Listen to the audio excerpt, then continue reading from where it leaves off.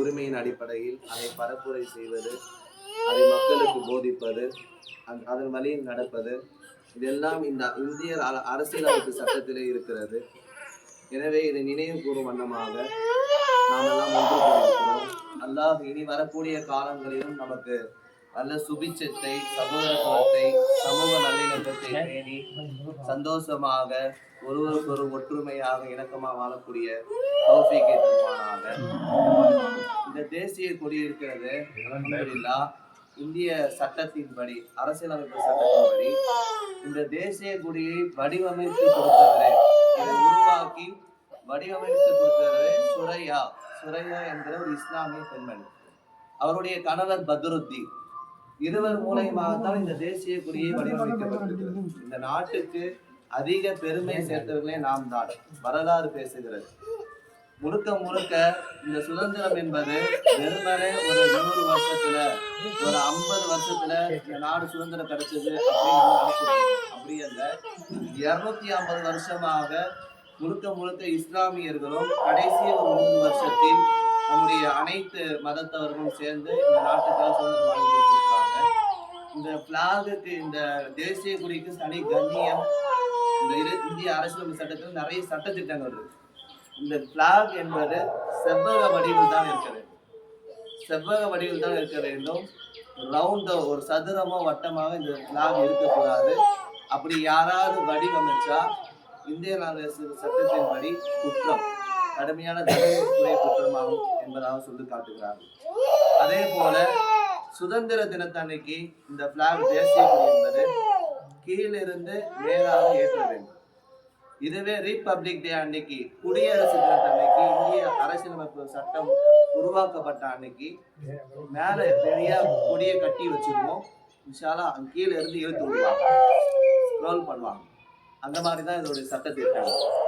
அதே போல இந்தியாவில எங்கெங்கெல்லாம் நிறைய கொடிகள் இருக்கிறதோ, இந்த இந்திய நாட்டின் அடிப்படையில தேசிய கொடிதான் ஃபர்ஸ்ட்ல இருக்கு. அதான் சட்டம்.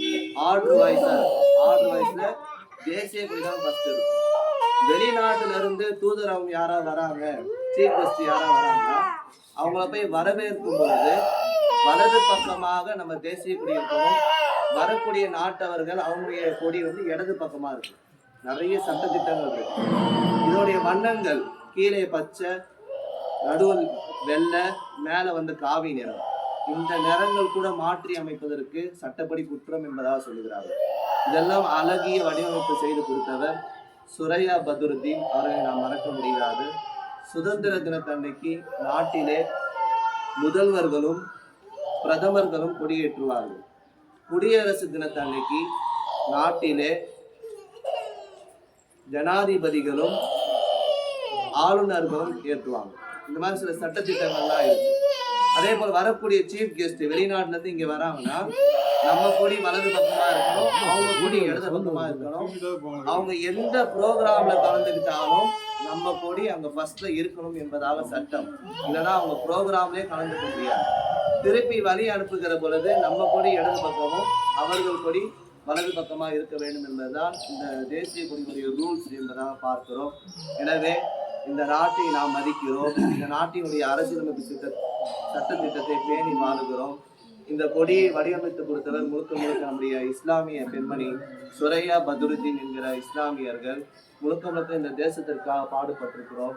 எல்லாம் அல்லாஹ் இந்த தேசத்தை மதித்து சகோதரத்துவத்தோடு, சமூக நல்லிணக்கத்தோடு இனி வரக்கூடிய காலங்களிலும் எந்த அந்நிய சக்தியும் நம்மை அண்டாமல் ஒரு ஒற்றுமையோடு வாழ்வதற்கு அல்லாஹ் ரப்பல் ஆலமீன் தௌஃபீக் செய்வானாக.